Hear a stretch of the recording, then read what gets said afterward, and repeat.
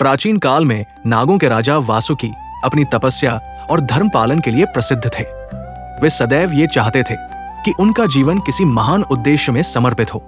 पौराणिक कथाओं के अनुसार वासुकी नाग महर्षि कश्यप और उनकी पत्नी कद्रू की संतान थे। वे अपने भाई बहनों में सबसे बड़े और सबसे बुद्धिमान थे। वासुकी सर्पों की जाति पर आने वाले संकटों को देखकर अत्यंत चिंतित रहते थे और उन्होंने अपने और अपने कुल के कल्याण के लिए भगवान शिव की घोर तपस्या करने का निश्चय किया। इसी भावना से वे हिमालय की ओर गए और वहां भगवान शिव की कठोर तपस्या में लीन दिव्य आभा को देखकर मुग्ध हो गए। वासुकी ने विनम्र होकर शिव से कहा, हे देव, मुझे अपना सेवक बनने का सौभाग्य दीजिए। मैं आपकी शक्ति और धर्म का भागीदार बनना चाहता हूं। शिव मुस्कुराए। उनकी तीसरी आंख की तेजस्विता में भी अपार करुणा थी। उन्होंने वासुकी को निकट बुलाया और बोले, वासुकी, तुम निडर हो, धर्मप्रिय हो, जो माझा का शत्रु भी हो, तुम उसके भय से लोगों की रक्षा करते हो। तुम मेरे गणों में श्रेष्ठ स्थान के अधिकारी हो। यह सुनकर वासुकी ने अपने फन झुका दिए। उसी क्षण शिव ने उन्हें अपने कंठ का अलंकार बना लिया।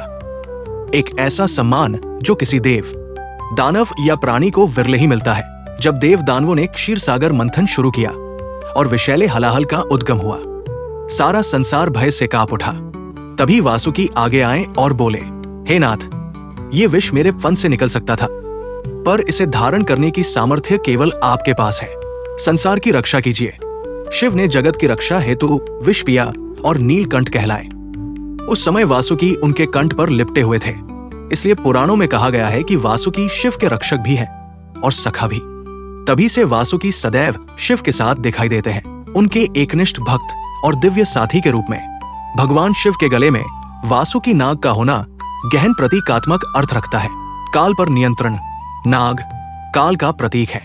शिवजी द्वारा नाग को गले में धारण करना दर्शाता है कि भगवान शिव स्वयं काल के स्वामी हैं, महाकाल, और उस पर उनका पूर्ण नियंत्रण है। संसार का बंधन।